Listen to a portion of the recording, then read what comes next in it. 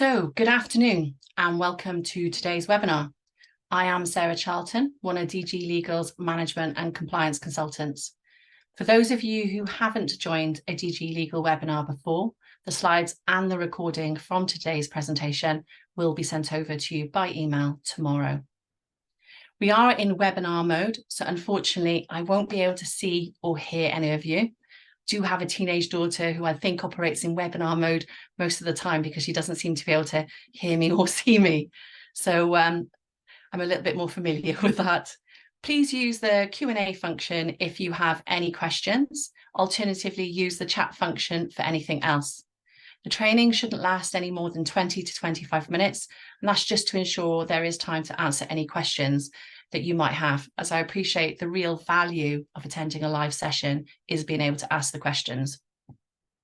I also have included a little bit of pièce de résistance in the middle of today's session, which I like to refer to as audience participation. So what exactly are we going to cover today? Well, we will look at the concept of what a critical success factor is. We will have a look at what this term really means from a practical perspective, as well as any tips on how to identify a critical success factor. And then finally, why you might want to evaluate the associated risks with this. So let's kick off with discussing what a critical success factor might be. There are lots of descriptions on what a CSF is. The only one that I really like, because I feel it truly reflects the wider use of the term, is something you must accomplish in order to fulfill the goal. If you don't accomplish this, then your goal will be met with failure. Let's use a football analogy to demonstrate this point. So let's say I want to play professional football for Man United. There will be some key elements to this goal which will be critical for me to succeed in being selected to play for Man U. I want you to take a few minutes to use the chat function to list anything that springs to your mind that is likely to be critical for me to be able to achieve my goal of playing professional football for Man United, other than I perhaps should have selected a different team. No doubt there are many football fans on today's call, so I feel like I do need to put a disclaimer out. I don't follow any football clubs at all. I have no allegiances to any particular club. With DG Legal being based in Leicester and David being a huge fan, I naturally came very close to using Leicester City as the example, but I was just a bit concerned that I might have had a mixed reaction in relation to Leicester City. So please do be brave and use the chat function just to put out a couple of things that you think might be critical to me being able to play for Man United. Have a quick think and then everyone can have a look at it. Love it, Ronnie. Employ someone to train you to play football. So I'm going to need to be skilled, aren't I? I can't just play professional football on enthusiasm at all. So that's really important. Thank you for that, Ronnie. Do we have any others? You need to be fit. Lovely. I think I could fail on that one. And you need to have abilities. I love that. Yes, you need to be focused, knowledge of the game. So I need to know what the rules are. Otherwise, I'm not going to be able to play professional football. So that's really, really good. So what we're going to do is just have a look at a couple that I've pulled together. Do I need to be a fan of Man United? It's probably desirable, but it's not going to be critical. I'm not going to get into the team if I'm exceptionally good and I don't support or haven't always supported Man United.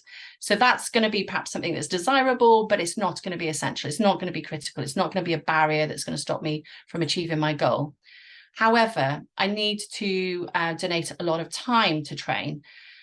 So that could be argued that that's desirable, it's not essential. What if I'm really talented? What if, at the age of sort of 7 or 8, people think I'm going to be the next Messi or, the next Ryan Giggs. I'm from Wales, so I only know most of the Welsh players.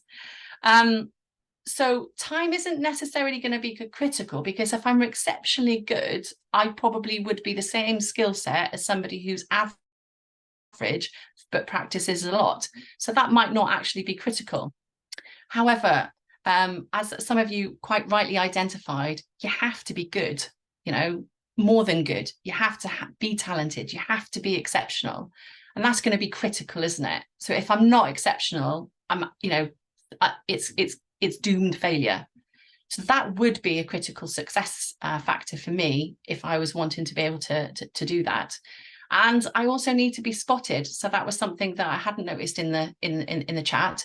It's all well and good me being exceptional, but if I'm only playing at home and I'm not playing in front of people that actually go out to spot that talent, or if I'm not in an academy, if there is no way of someone recognizing me, then I am never going to play for Manchester United.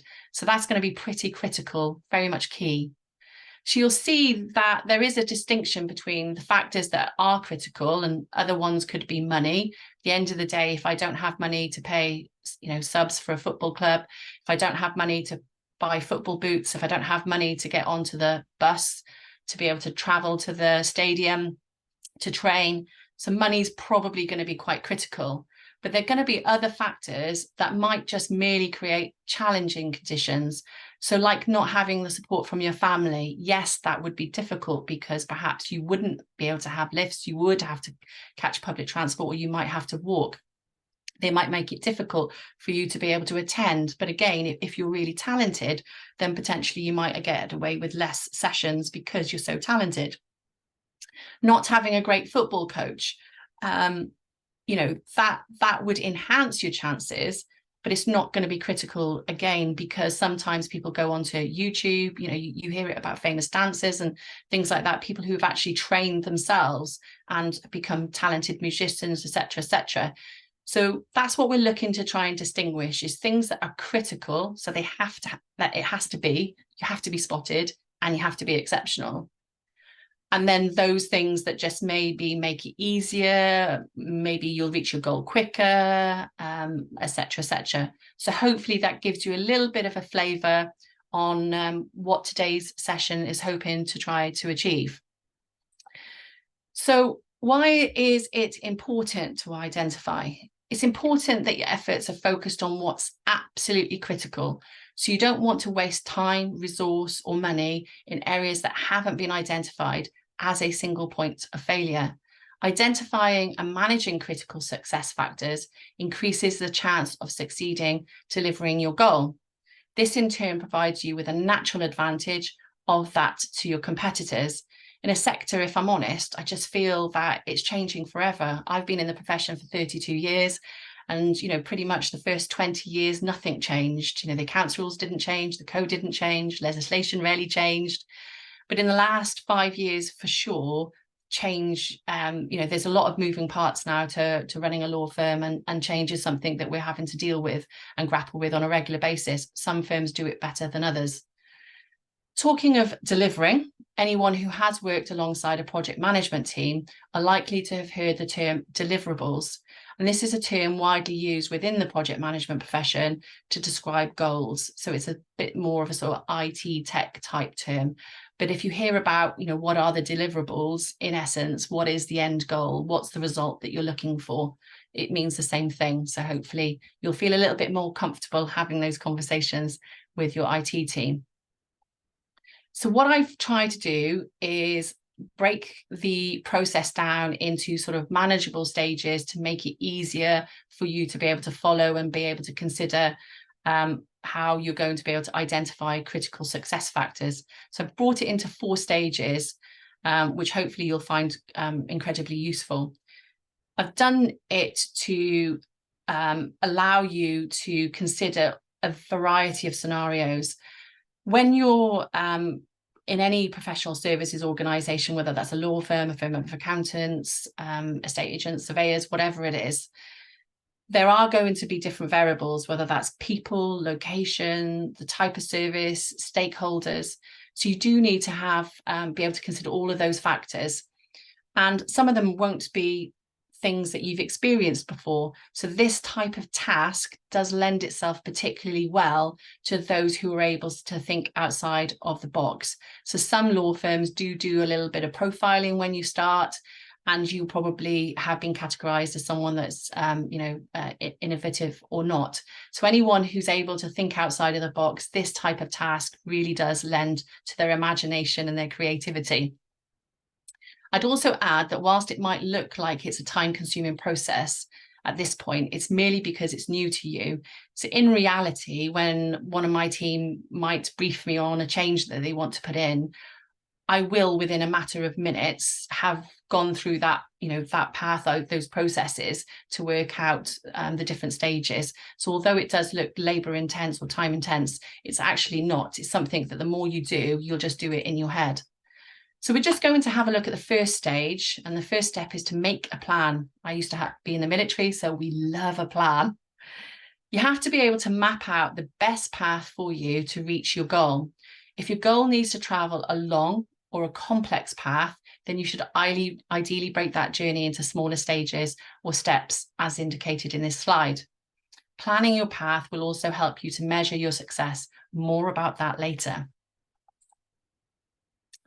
So you have a plan that shows the path you intend to take. So you may wish to consider collecting further data that might sit behind this journey. This can be used to help you make informed decisions when analysing the critical points. You are also looking to categorize the key points between those that are critical against those which might simply be desirable. So when I use the term desirable, I'm talking about something that might simply make it difficult or extend the time that it might take to achieve your goal, opposed to it's actually triggering a failure. You should also use this time to identify points that are reliant on another step and those which could be run concurrently with another step. Step number 3. So you've got all of your critical success factors, which hopefully is a relatively short list. Ideally, rule of thumb is that you wouldn't have any more than 5. At this point, I would try to categorize anything that's not within your control. So depending on what sector you work in and what the goal is, it could be something to do with government intervention. You wouldn't have any control over that. Regulatory intervention, legislation changes, you're obviously not going to have any control of that. Inflation's more recent, conflicts and wars, again, more recent. So it depends in relation to what your jurisdiction is of the business. You should still monitor these factors that are outside of your control. You would want to do this so you have early visibility of any point of certain failure. And then that's going to allow you to use that information, decide if you want to exit the journey early to save yourself time, effort, and then depending on what the goal is, potentially money. So that's the reason why you'd still want to monitor those tasks that are outside of your remit or your authority. So a critical success factor is not too dissimilar to the evaluation that takes place in managing risk, in that you can often consider a number of alternative solutions to managing risk by avoiding it, reducing it, or transferring it.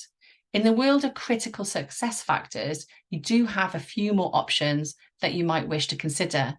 Some critical points might not crystallize at the outset, but instead be dependent on something else that you can influence. Alternatively, some critical points can be resolved by omitting a step or diverting the path. Things also change, and what we might have been critical at the start of the journey might not be as you move along the path. We talked about the businesses having lots and lots of different moving parts. Regularly reviewing your CSF would allow you to put corrective actions in place whilst ensuring you're still applying your energies on the key risks.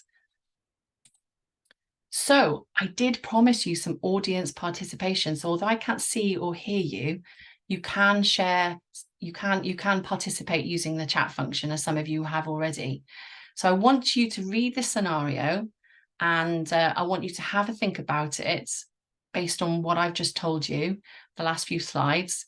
And then I want you to use the chat function if you want to share your 5 goals with everyone, which would be great.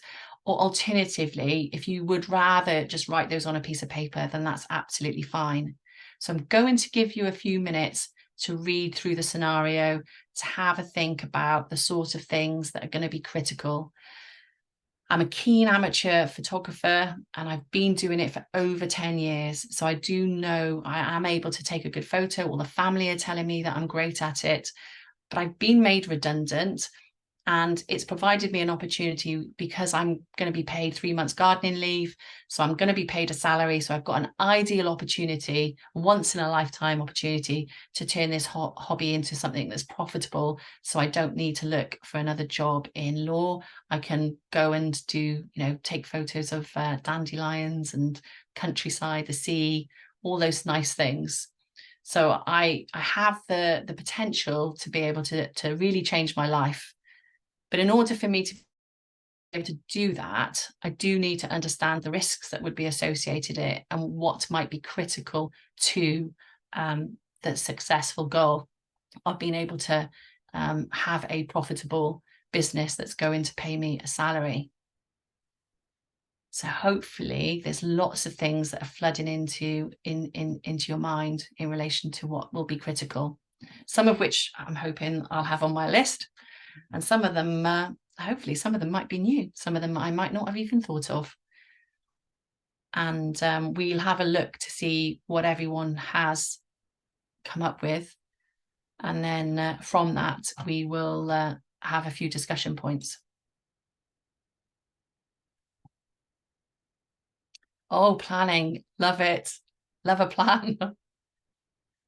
Oh, I love Simran's idea of a survey. Really, really good. Really good. Because at the end of the day, there's no point delivering a service or goods if nobody wants to buy them. So that's really, really good. Being able to canvass the market, work out the type of people that you want to sell to, and do they want to buy? And if they want to buy, how much are they willing to spend? And then Victoria, yes, you need to have sufficient business coming in. It has to be profitable, but it's working out how you're going to be able to do that. And Mansour, you've picked up my different stages, so well done on that. Yes, and is photography in demand? So some of it could be that I want to sell it locally at fairs, and then some of it might be a case that I want to actually maybe sell it online. Ronnie, a good one. Yeah, find out what the going rate is, because there's no point me selling something if I'm, if my target market is price sensitive. So it's really, really important that I am pricing things at the right place. Oh, Sheba, I love the awareness of competition they're offering. Yeah, definitely. I love a bit of spying on the opposition. It's great to be able to see where your competition is. Brilliant. And that's a key one, Ronnie, is making a decision on what type of photography, because it could be a case that so I live in Pembrokeshire. I love the sea. So I might love taking photos of the seaside and the sea and stuff, but maybe that's a flooded market. Maybe there's lots of people that are doing that. So actually being able to take pictures of the forest might be something that's more attractive. And that's really, really, really good one. Marketing. Well done. So I could be the best photographer and I could be taking photos of things that would sell and would sell for the price I'm selling. But if nobody knows about it, then it's dead in the water. So marketing for sure is critical success factor. If I don't get the marketing right, then I'm dead in the water. It's just doomed failure. I like that, identifying what your strength is in relation to the skill and the management of pushing the business forward. You see a lot of business people, or you see a lot of creative artists who aren't necessarily business people. A lot of people who run businesses are running businesses because they're good at running businesses, opposed to being very good at creating the goods or services of the business that they're actually selling. So yes, some really, really good ideas here. And I'm really pleased with where your train of thought is going, and that you are looking at it from a commercial perspective. So the sort of critical success factors that I would have created would be customer, the quality and the reliability of the service, especially if you're going to do it online. Having great customer feedback is going to be a critical success factor. If you aren't recognized, or you haven't had great feedback, then that's going to perhaps be a bit of a gap in the market of what, you know, of how you're going to be able to sell. And the younger generation in particular, they do look at Google reviews, they do look at, you know, comparison websites and things like that. They want to be able to see if you're doing it online. Locally, it's about getting your name out there if you're going to go to arts and crafts and things like that. Marketing was obviously touched upon. Simran, yeah, reputation, very, very much. Reputation in photography. If you were able to win awards, accolades, put yourself in for prizes, you know, youngest photographer, or, you know, oldest photographer, or, you know, least experienced, novice, being able to do things like that are obviously going to be tools that whoever's doing your marketing is going to be able to do. But the quality is going to be key with customer feedback. That'll be critical. Your marketing, like I said, we've already talked about. We've talked as well about, you know, producing photos that people want to buy, which again, you know, might not be the same as the ones that you want to take. I tend to find in a lot of professional services that I help, quite often they're doing what they think the customer might want, rather than having asked the customer what they want and then delivering what they actually want, rather than what you actually think that they might want. And then, you know, having a sufficient profit margin. It's really important that you are selling it at the right price, that you're able to, you know, market it successfully to sell the right amount of volumes. So well done to everyone who participated. Some really, really good answers there. Really, really good takeaways. And I might steal some of those for the next session.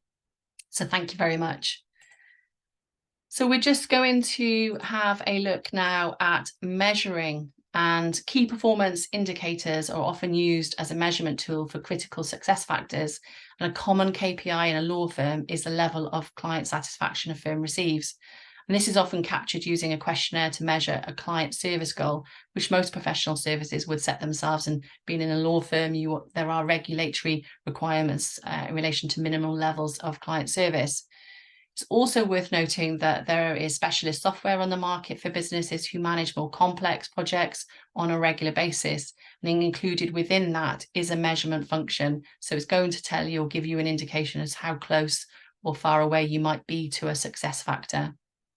But finally, measurements must be accurate, complete, and clear. So a great example of this is if I was to set a goal to my team to increase new clients by 10%, but they haven't captured the full cycle. So perhaps it excludes the 2% of new clients that are created, but fail to go to the fee earner because perhaps their identification checks, or perhaps it falls into enhanced due diligence and they don't pass it.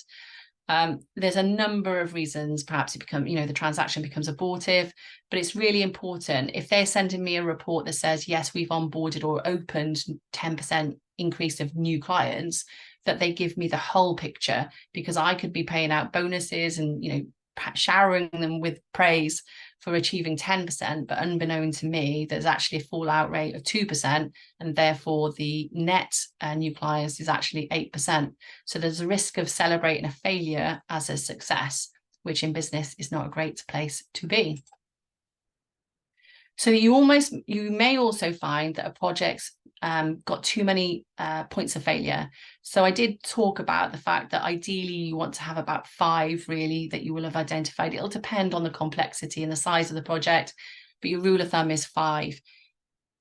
If you had 10, 15 or 20, and the probability of failure and that those points of failure are very much ones that do sit outside of your control, then you may decide that that particular project or that goal that you want to set might not be viable because of the level of risk that it attracts in a backdrop of the firm's appetite for risk. So when I talk about the firm's appetite for risk, firms are usually risk adverse or, you know, perhaps a bit risk thirsty. So depends where you want to sit on the line. You know, do you want to sit far away so you're quite comfortable and you've got that wriggle room, or are you quite comfortable to be literally snuggled up to that line?